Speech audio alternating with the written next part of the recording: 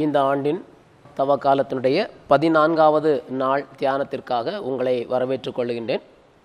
இன்று தியானத்திற்கான தலைப்பு நேர்மையை கடைபிடித்தல். திருமறை பகுதி தீத்து 2வது அதிகாரம் 1 வசனம் துவங்கி 8வது வசனம் வரையில் 7 மற்றும் 8வது வசனத்தை இன்றைக்கு உங்களுக்கு சிந்தனைக்காக நான் உங்களோடு பகிர்ந்து கொள்கிறேன். நாம் வாழ்கிற இந்த உலக வாழ்க்கையிலே நாம் கடைபிடிக்க வேண்டிய கிறிஸ்தவ நற்பண்புகளிலே மிக முக்கியமான ஒன்று நேர்மை.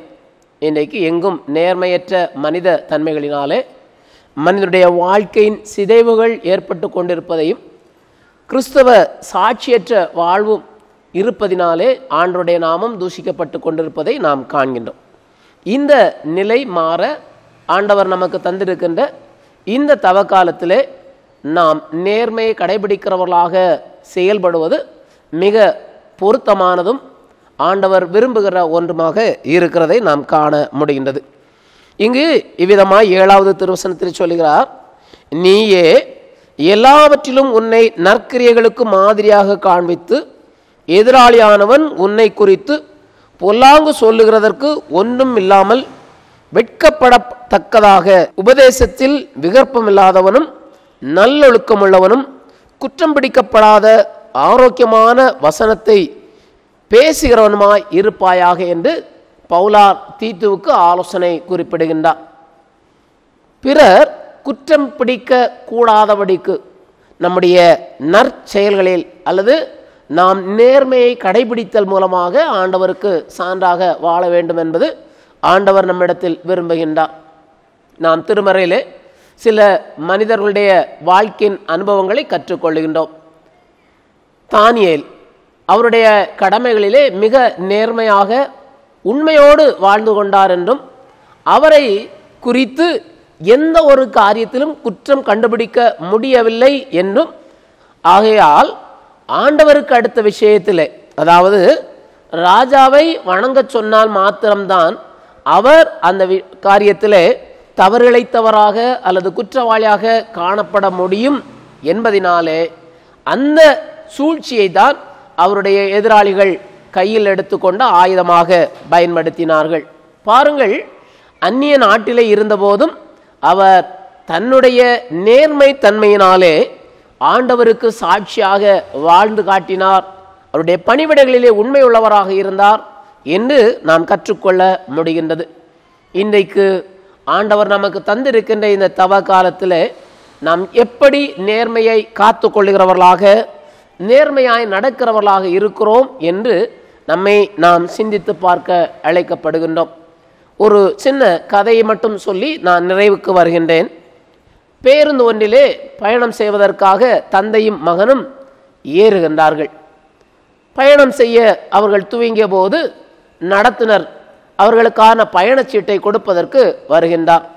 தந்தையார் மகனுக்கும் தனக்கும் சேர்த்து 2 முழு பயணச்சீட்டை ஃபுல் டிக்கெட் பெற்றுக்கொள்ளுகின்றார். இப்போது நடத்துனர் அந்த தந்தையாரிடத்திலே கேட்கின்றார், உங்கள் மகன் சின்னவன் தானே, அவனுக்கு ஹாஃப் டிக்கெட் கொடுத்தால் போதும், ஆகையால் நீங்கள் அதற்குரிய கட்டணத்தை தாருங்கள் என்று சொல்லி, இப்போது அந்த தந்தை இல்லை, எங்கள் இருவருக்கும் முழு டிக்கெட்டை கொடுங்கள் என்று சொல்லி கேட்டு பெற்றுக்கொள்ளுகின்றார். இப்போது பயணம் தொடர்கிறது. அமைதியாக இருந்த இந்த பேருந்து நடத்துனர் மீண்டும் இந்த தந்தையினிடத்திலே வந்து கேட்கின்றார், உங்கள் மகன் உருவத்தில் சிறியவராக இருக்கின்றார், அப்படி இருக்க நீங்கள் ஒருவேளை பயணச்சீட்டு பெற்றுக்கொள்ளாமலே நீங்கள் பயணம் செய்து கொள்ளலாம், அல்லது நான் கூறியபடி நீங்கள் அவருக்கு அரை டிக்கெட் நீங்கள் பெற்றுக்கொண்டு அந்த பயணத்தை தொடர்ந்திருக்கலாம். ஆனால் நீங்கள் ஏன் இப்படி செய்தீர்கள்? உங்களுக்கு கொஞ்சம் பணம் மிச்சமாகும், நான் லாபமாகும் என்பதனாலே தான் இதை நான் சொன்னேன் என்று சொல்லுகின்றார்.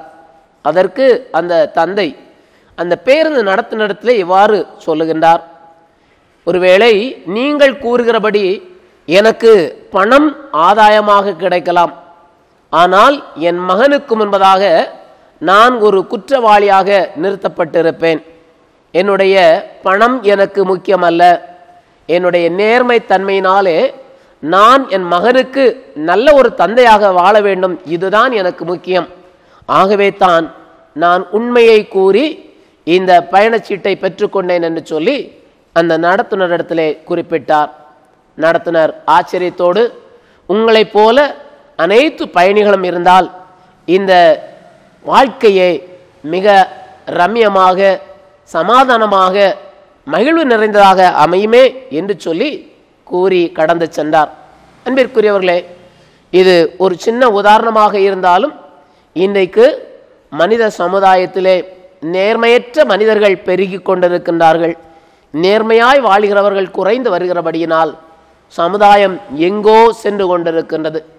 அதிலும் திருச்சபையிலும் இன்றைக்கும் நம்முடைய சமய சூழலிலும் நேர்மை அற்ற தன்மைகள் பெருகி வருகிற காலத்தில் ஆண்டவர் நமக்கு கிருபையாய் தந்திருக்கின்ற இந்த லெந்து காலத்தை ஆண்டவர் விரும்புகிறபடி நேர்மையாய் வாழ்ந்து சான்றாய் நாம் விளங்குவோம்.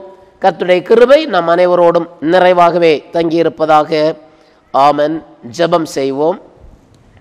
இரக்கமுள்ள பிதாவே, நேர்மையாய் வாழ்ந்து உமக்கு சான்று பகருவதற்கு எங்களுக்கு தந்திருக்கின்ற இந்த தவக்கால நாட்களுக்காக நாங்கள் உமக்கு நன்றி கூறுகின்றோம்.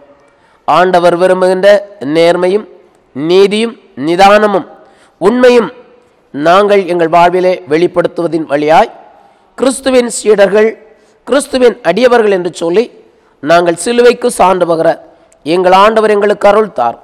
சகலவித தீங்களுக்கும் விலக்கி எங்கள் அனைவரையும் கண்ணின் கருவிழி போல காத்துக்கொள்ளும். இந்த நாள் எங்கள் அனைவருக்கும் ஆசீர்வதிக்கப்பட்ட நாளாய் அமைய எங்கள் ஆண்டவர் அருள் செய்ய வேண்டும் என்று இயேசு கிறிஸ்துவின் வழியாகவே வேண்டுகிறோம். வேண்டல் கீழும் இரக்கமுள்ள பிதாவே. ஆமென்.